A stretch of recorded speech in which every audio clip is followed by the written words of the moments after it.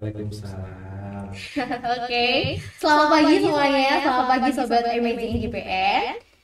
Pada kesempatan kali ini kita kedatangan narasumber yang sangat spesial, gak kalah spesial sama sebelum-sebelumnya. Di samping aku udah ada Kak Andi. Selamat pagi Kak Andi. Halo. Bukan bayaran nih. Iya bener banget. Ada back sound ya nih Kak. Backsound. Oke, mungkin kita tanya kabar dulu deh. Kak Andi gimana kabarnya hari ini? Sehat kah? Sehat, alhamdulillah ya Kak. Oke, Diva Kak. Oh, kita belum kenal. Oh udah ya. Pak, oke.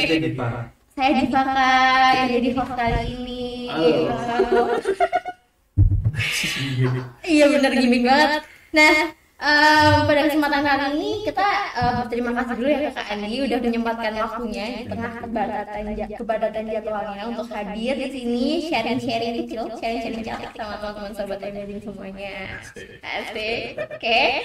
Mungkin di sini sobat Amazing masih bertanya-tanya nih, kira-kira siapa sih sosok Kak Andi ini? Apa sih profilnya? Apa sih profesinya? Bagaimana latar belakangnya? Dan mungkin sekeren apa sih beliau? Mungkin Kak Andi bisa perkenalan dulu terlebih dahulu nih. Saya, nama saya Andi Pinaria. Sekarang sih gini-gini aja kayaknya. Kalau disuruh kenalin diri tuh, ya aku seorang pekerja kreatif lah sebenarnya. Gitu. Banyak kerjain soal kreatif yang mungkin nggak kreatif banget, tapi ya mudah-mudahan kreatif lah. Oke. Harapannya sih bisa kreatif. Bisa kreatif. Oke, gini-gininya aja Kak Andi tuh produktif loh Kak, menurut kita ya, ini produktif dalam bidang kreatif nih. Kita mau bahas tentang kreatif nih. Untuk sekarang Kak Andi kira-kira sibuknya apa sih? Sekarang aku kerja di salah satu coffee shop as a marketing di 33 Coffee Brew gitu. Oke, di As a marketing. 33 Coffee Brew sendiri tuh ada berapa cabang di Surabaya? Ada 6 outlet di Surabaya. Jadi doain aja supaya bisa nambah terus. Amin. Soalnya ada kisah lucu Kak. Jadi waktu itu seperti jatuh juga ada 2 outlet ya Kak. Ya betul. Nah kebetulan saya janjian nih Kak sama kolega saya yang bernama Mbak Alma ini. Oke Mbak Dim, jam 9 di 33 Brew Tunjungan ya. Oh, aku bilang oke gitu. Saya udah datang nih Kak, udah pesen, Kak aku udah sampai ya gitu. Lucunya Kak Alma ini bilang, loh saya juga sampai. Loh di mana? Di Jalan Tunjungan kan? Loh iya saya Jalan Tunjungan. Akhirnya kita tanya, loh outlet 33 Brew di Jalan Tunjungan ini ada berapa? Ada 2 kah? Iya ada 2. Jadi kita di 33 Brew yang berbeda ternyata. Di ujung Mana sama kita kira ujung maksudnya jalannya nggak begitu jauh gitu ya, mungkin deket-deket karena kan Tunjungan ya kecil-kecil aja. Ternyata waktu saya jalan lumayan ya jauhnya dari ujung ke ujungnya tuh. Gitu. Kalau Tunjungan tuh yang 33 Brew itu ada 2, kenapa yang satu cuma jual kopi aja, yang satu lagi ada kitchennya, jadi bisa pesan makan. Oke, di 33 Brew itu jual makan berat atau snack-snack aja ada. Jual makan berat gitu, ada banyak semua sih. Oke, Gitu. menarik. Ini kan Kak Andi as a marketing di situ, tapi dengar-dengar nih Kak Andi juga ada bisnis nih. Ya, kebetulan aku juga punya tempat nih, tempat bermain lah ya, tempat have fun untuk mencoba experience yang berbeda. Namanya Five Nine Service di Jalan Tunjungan, di Pasar Tunjungan gitu. Oke, bisa dijelasin mungkin Five Nine Service ini tempat seperti apa nih? Kayaknya unik nih, namanya Five Nine Service kayak gitu teman-teman. Jadi Five Nine Service ini adalah tempat mungkin bisa dikenal namanya break room atau rest room atau stress room, banyak deh ya, ada beberapa nama gitu yang dikenal sama orang banyak. Cuman memang di Indonesia khususnya Surabaya mungkin belum terlalu ini ya familiar. Jadi tempat ini adalah kalian bisa bermain, bisa ngancurin barang, ada TV, botol, ada printer gitu untuk dihancurin gitu. Terus kan orang biasanya nanya, terus hancurin buat apa gitu? Ya have fun, untuk mencoba aja. Belum pernah kan hancurin gelas, hancurin TV gitu sih sebenarnya. Nah kenapa namanya Five Nine Service? Itu filosofinya diambil dari kalau orang kerja kan dari 9 to 5. Nah ini kita balik untuk servis dari jam 5 sore sampai jam 9 malam, istilahnya kira-kira kayak gitu. Gitu. Jadi untuk teman-teman yang habis kerja capek ya kan, jadi 5 to 9 salah 9 to 5. Jadi kita bisa istirahat atau melampiaskan stresan kita di tempat kerja di 5 to 9. Kok bingung apa service kayak gitu. Nah, itu kan unik banget nih Kak, menghancurkan barang kayak gitu-gitu. Itu kan suatu apa ya? Suatu bisnis yang unik ya mungkin, kayak gimana sih motivasi awal, idenya tuh muncul dari mana gitu Kak ketika membuat Five Nine Service ini? Sebenarnya idenya muncul di 2019. Aku sempat lihat konten di YouTube. Aku lupa sih platformnya apa, mungkin YouTube ya waktu itu.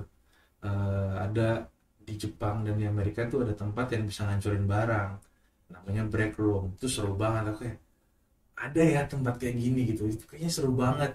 Waktu itu yang aku lihat waktu itu Will Smith. Jadi Will Smith itu ngancurin gitu, tapi bentuknya kayak gini nih, ruangan gini. Terus dia masuk, terus dia ngancurin satu ruangan. Wah gila, keren banget nih. Ini kayak belum ada nih. Pas aku cek, ternyata sebenarnya di Jakarta udah ada, di Bali juga udah ada. Pengen banget bikin itu di 2019, tapi nggak kesampaian.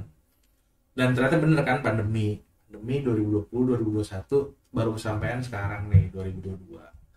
Gitu. Jadi Five Nine Service ini masih tergolong baru ya Kak? Sangat baru. Sangat baru. Oke. Baru.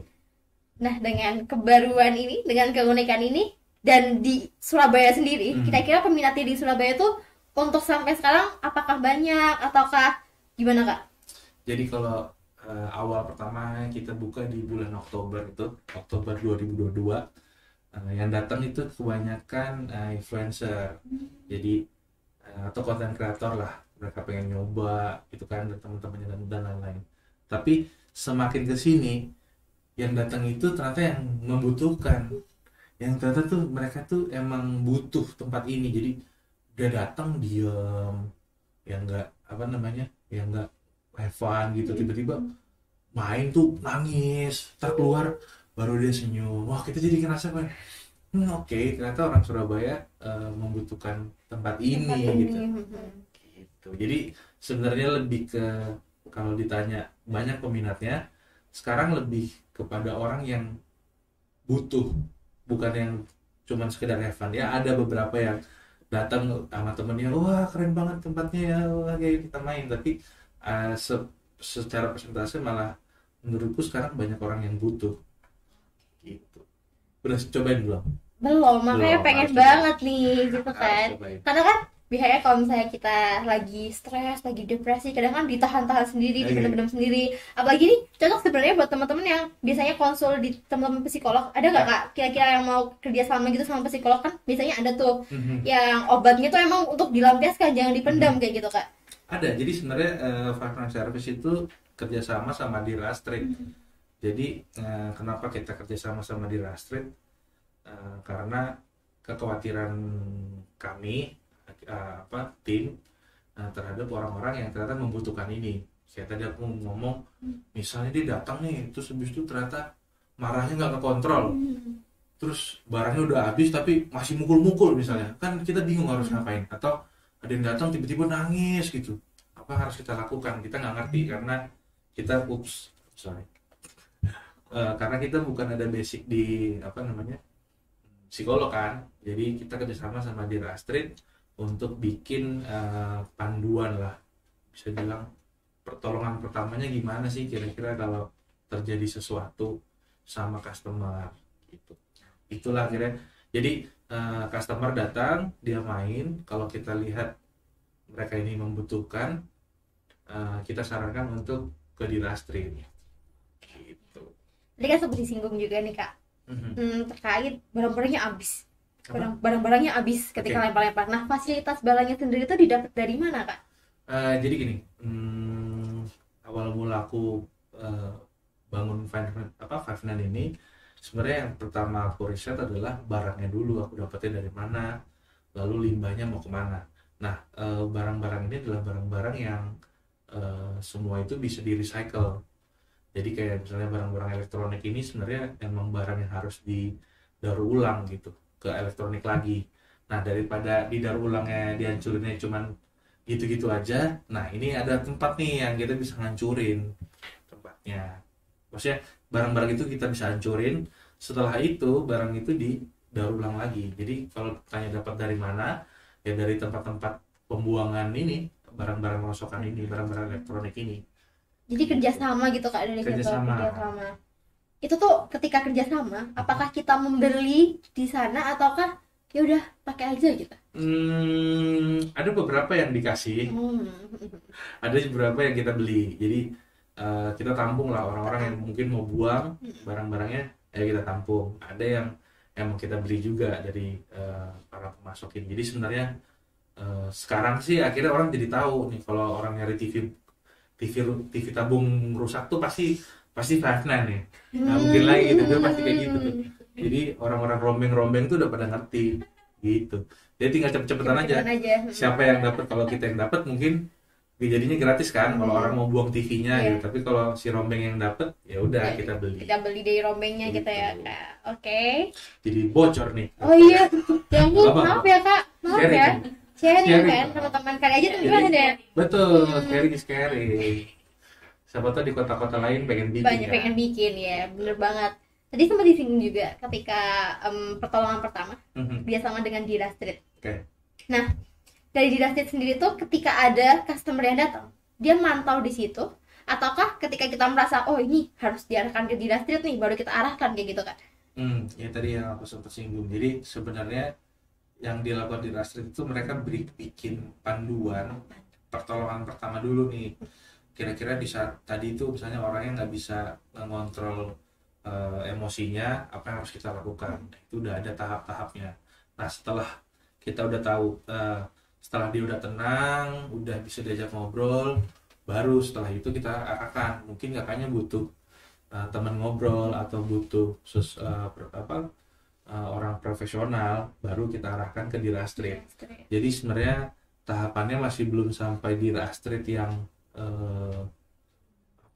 ada di situ, atau dia yang bisa dibilang kayak dia buka room lah atau apa gitu, buka praktek, bukan gitu sih. Lebih ke kita kerjasama, kalau ada yang butuh kita arahkan ke Dira Street.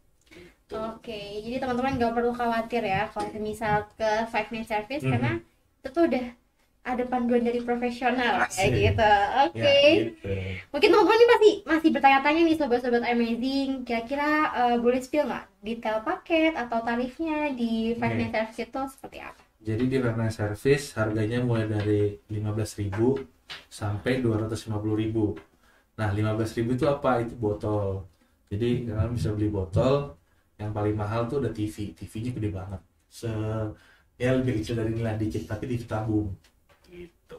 Jadi tergantung dengan benda apa yang mau kita pecahkan gitu. Betul, ya kayak. Jadi ada botol, printer, gitu.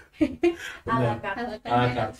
Kalau tiba-tiba nih ada customer yang bawa sendiri dari rumah, Kak, aku mau pinjem room gitu, bisa nggak? Bisa. Jadi bisa. Kemarin bulan Februari kita ada promo tuh, boleh bawa barang mantan. Oh, menarik ini, menarik gitu teman-teman. Gitu, jadi sebenarnya boleh bawa barang mantan, tapi kan sebenarnya barang apa aja juga boleh. Cuman gimmicknya kita bikin kamu boleh bawa barang atau barang mantan kamu boleh bawa gitu. Jadi buat teman-teman, kalau Five Nine Service lagi ada promo nih, bingung nih barang-barang mantan ini mau dibuang atau mau diapain gitu, bisa banget ke Five Nine Service teman-teman. Jadi kayak buat pelampiasan nih barang-barang mantannya, biar gak ada sisa-sisa kenangan tuh di rumah. Oke, menarik ya. Mungkin untuk selanjutnya di Five Nine Service sendiri dari Kak Andi tuh apakah ada improvement? Apa sih yang mau diimprove dari Five Nine Service sendiri, atau udah top ini Five Nine Service kayak gitu? Five Nine sebenarnya mungkin ke depan tetap akan pada jalur entertainment. Jadi kan kebetulan namanya juga nama yang cukup general ya. Jadi mungkin ada Five Nine Store atau Five Nine Snack, Five Nine macam-macam. Jadi bisa ke F&B, bisa ke studio, macam-macam. Cuman ke depan doain aja supaya ada gebrakan baru dari Five Nine. Oke, jadi nanti Kak Andi bakal buka nih bisnis-bisnis baru, F&B kayak Oke. gitu-gitu, tapi namanya tetap Five Nine ya kayak. Five Nine. Oke, mungkin ini ada pesan-pesan dari Kak Andi buat Sobat Amazing, buat mungkin yang mau memulai untuk bisnis atau suatu bisnis yang unik ya kayak itu, mungkin ada saran-saran buat Sobat-Sobat Amazing nih. Teman-teman yang mau bikin usaha, intinya sih jangan pernah ragu buat gapai mimpi, atau jangan pernah berhenti buat mencoba sih sebenarnya. Aku aja di tahap ini masih lebih ke gali terus gitu, apa yang bisa kita capai gitu sebenarnya. Dan apa yang aku capai sekarang ini juga pasti bisa kalian lakukan, karena aku cuma lahir duluan aja gitu, jadi aku bisa bikin. Aku yakin teman-teman yang lihat video ini, podcast ini, bisa bikin juga sesuatu yang unik lah gitu. Intinya berkarya aja, jangan lihat kanan kiri, pokoknya nggak ngerugiin orang lain. Ya, pokoknya mulai dulu aja ya. Mulai Mulai dulu aja, jangan takut untuk memulai sesuatu bisnis Yes. yang unik kayak gitu. Ini mungkin dari saran dari Kak Andi ini sebagai udah di penghujung acara podcast kita ini. Dari Kak Andi ada pantun nih untuk menutup podcast kita hari ini. Monggo Kak Andi pantunnya. Jadi tadi belum di briefing ya pantunnya? Cuma kasih tahu pantun doang ya? Iya.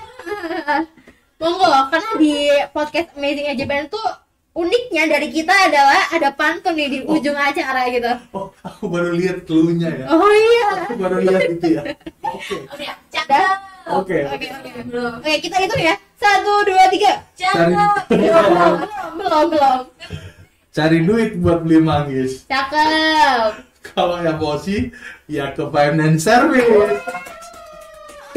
Thank you. Tapi ini kita sampai jumpa lagi di podcast Amazing AJPN selanjutnya.